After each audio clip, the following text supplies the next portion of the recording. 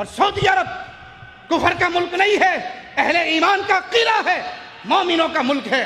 اور سنو، حرمین شریفین سے بڑھ کر پیاری سرزمین کوئی اور نہیں ہے، سعودی عرب سے پاک پیارا ملک دھرتی پہ کوئی نہیں، اور حرمین سے پیاری جگہ کوئی نہیں۔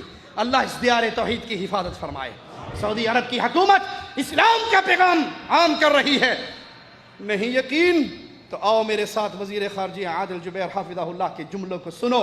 وہ UN میں تقریر کرتے ہوئے اقوام متحدہ کے سامنے ببانگ دوہل یہ شعر اللہ کا بولا کہ تم جو بھی قانون پاس کرو گے ہم تمہارے قانون کو کلام الہی پہ پرکھیں گے، اگر قرآن نے اس کو ریجیکٹ کر دیا تو ہم بھی اس کو ٹھوکر ماریں گے، اور صرف تمہاری وہ بات مانیں گے جس کی اجازت قرآن دے گا۔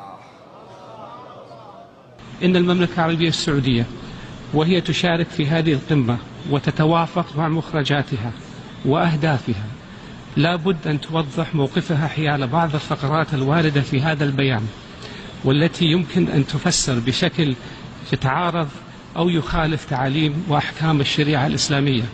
وهنا نود التأكيد على أن الإشارة إلى الجنس في النص يعني بدقة ذكر أو أنثى، وأن الإشارة إلى العائلة في النص يعني الأسرة التي تقوم على الزواج بين الرجل والامرأة. وفي حالة خروج هذه المصطلحات عن مقاصدها فإن بلادي تؤكد على حقها السيادي الكامل في التحفظ على تنفيذ أي توصيات تتعارض مع مبادئ ديننا الإسلامي وتشريعاتنا. اقوام متحدہ نے کہا تھا ملکوں کو اپنے دستور پیش کرو، دھرتی کا واحد ملک سعودی عرب تھا جس نے کلام الہی کا نسخہ دیتے ہوئے کہا تھا ہمیں دستور بنانے کی ضرورت نہیں، ہمارے لیے دستور رب نے بنا کے بھیج دیا ہے۔ یہ اہل ایمان کا ملک ہے، یہ اہل توحید کا ملک ہے، یہ اللہ کے نظام کو نافذ کرنے والا، نماز کا نظام نافذ ہے، زکوٰۃ کا نظام نافذ ہے، حدود کا نظام نافذ ہے۔